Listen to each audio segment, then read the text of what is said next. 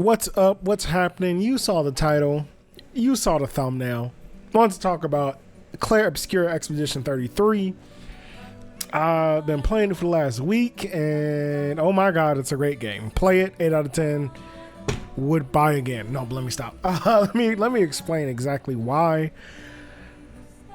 This game is a video game. What do you mean? What are you meowing about, Whiskey? There's zero reason for you to be meowing. There is zero reason for you to be meowing, girl. What's up? Aside from my girl Whiskey meowing, this game is immaculate. This was a game built by a small team, created by a small team, Sandfall Interactive. Hi, Whiskey. What's up? Everybody can see your tail. And it has done so much. It is great story, great music, great setting. So the overall story, if you haven't heard of the game, is that every year the paintress, which is I guess the op of this universe, paints a number on this pillar that everyone can see. And whoever is aged at that number dies, or has the gommage, which is an erasure, I suppose. And this year it was 33, so everybody who was 33 was eviscerated, basically. Cue our boy Gustav. Gustav is like, nah, we gonna try this expedition again. They've sent expeditions out before, but this will be Expedition 33, hence the name. And they go over to the mainland, and they are trying to get to the paintress.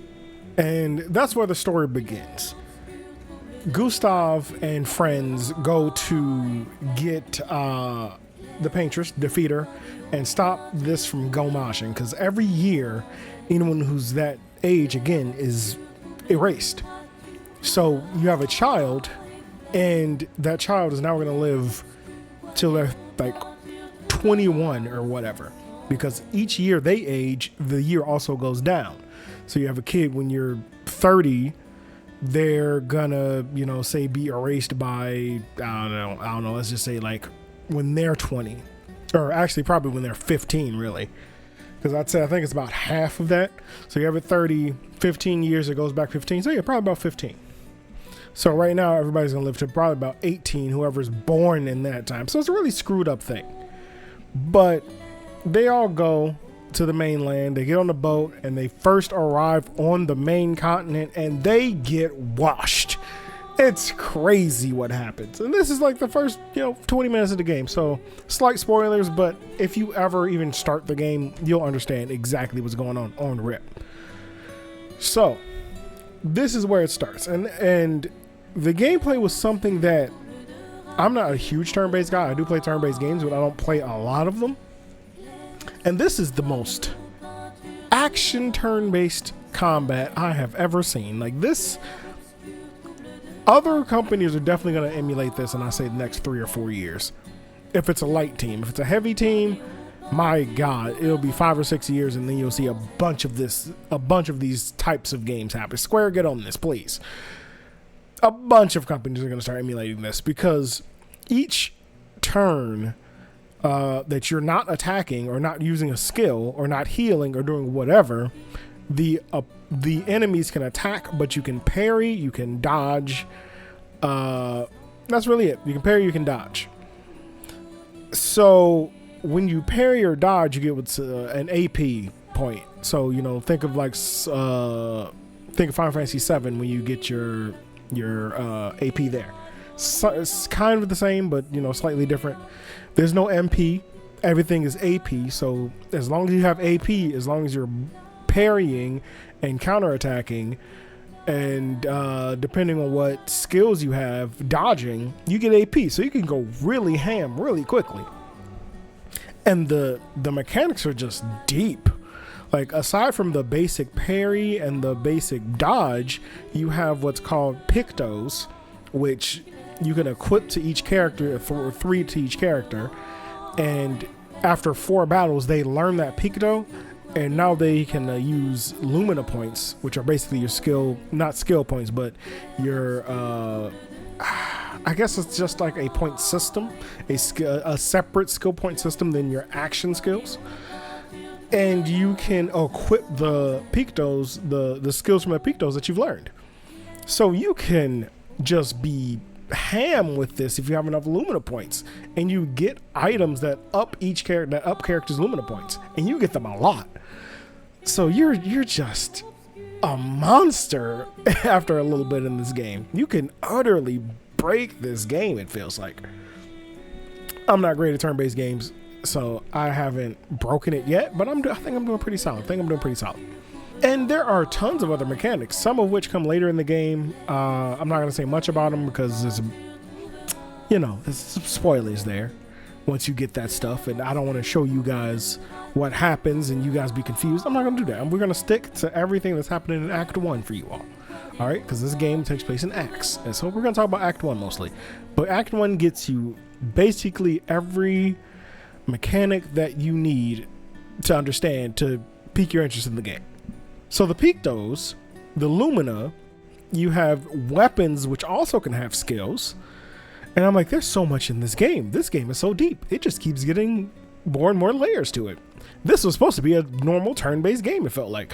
But they're like, nah, that's too basic for us. This is 2025. We don't do turn-based games like that anymore. So it's great. Even if you're not a turn-based game fan, you will definitely enjoy it, because even when you're not attacking, you have things that you are doing. You're still interfacing with the game in some sort of way. Your turn is not just, okay, I took my turn, let me wait till they hit me. No, you are action oriented, like a bit like Super Mario RPG and that line of games. You're trying to block to take less damage or stuff like that. Different type of system, but similar in its concept in my mind. That's how I like to think about it. If you have other games that you can reference that are probably more accurate, think about it like that. But not just the combat system is great. And again, this was a smaller team. This was like, 30 people maybe? So they knocked this out of the park.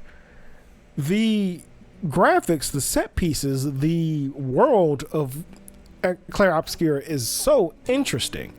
It's beautiful.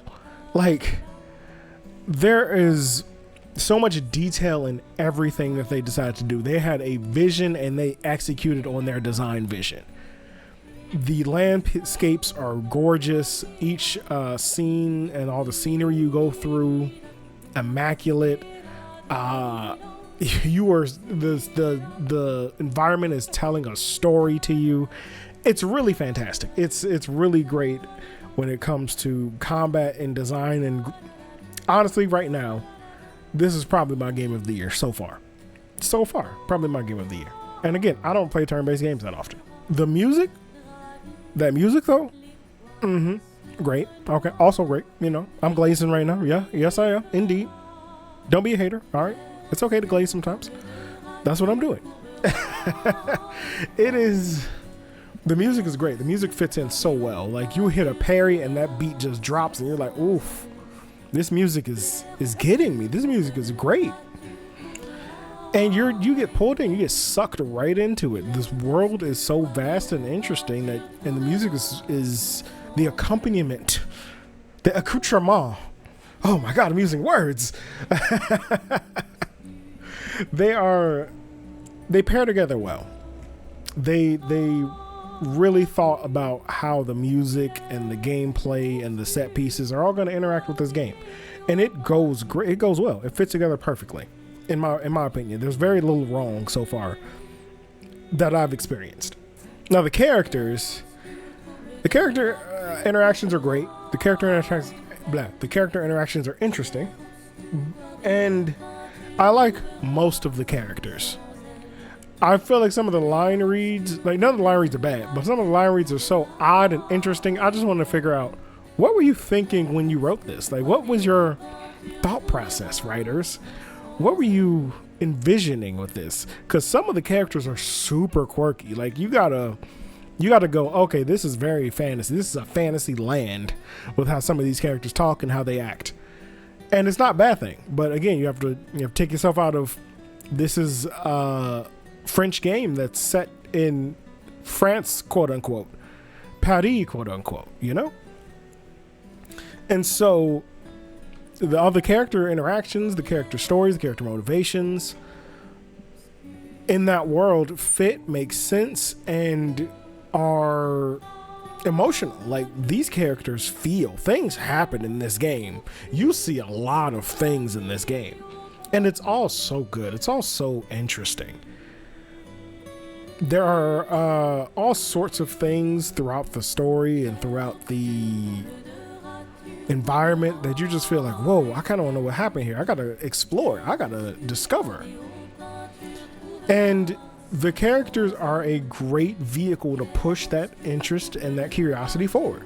My favorite character right now has to be CL, because she's so weird. Like, her gameplay is so weird. She hits so hard. She does so much damage. And you're like, why cards? This is so weird. I'm like, why cards? Why tarot? Basically, they're tarot cards. Why tarot cards? I don't understand it, but I'm here for it. I'm like, it's so weird. You're so quirky. I like you. I like you as a character. You're my character. You're my favorite character right now. But I love all the characters. They're all so interesting. The stakes are set. Like, you start this game and the stakes are set immediately. Like, you're like, oh, this is what we're here for. Let's fucking go. There are also a ton of things to find in the game. Like, there are a lot of beaten paths once you start to get really into the game. Like, the first few areas, there are some things, but once you get to, say, I'd say the Jestro Village. The Jestros are really weird creatures. They're like wooden dolls, kind of, and they're sort of immortal. It's really weird how they describe them, but also very interesting. Very fantastical. And when you get to the Jestro Village and start right after, during that area and after that area, the game really opens up, and there are a lot of different paths to check, a lot of different hidden enemies to fight. Depending on who you talk to with who, you can get different dialogue for some things. I know I missed a few things that I'm not able to go back to do. Just make sure you explore that first area. If you're gonna explore it, before you finish Act 1, definitely explore all of it. There's some enemies you just cannot fight, but still, definitely check them out. Check it out. You'll find all sorts of hidden secrets, all sorts of Pictos that just do crazy things, and it is a fun, great time. I'm probably gonna keep playing it after this video, but that tells you how much I'm enjoying this game. I'm excited for it. But I just want to ramble and rant about some of this game. I just want to talk about it, give my views and opinions on it for whatever that's worth. I hope you all at least check it out. It's on Games Pass. It's on Steam. It's on consoles. I would love it if it hits the Switch too, for hopefully not an absorbent amount of money, because God, things are crazy right now.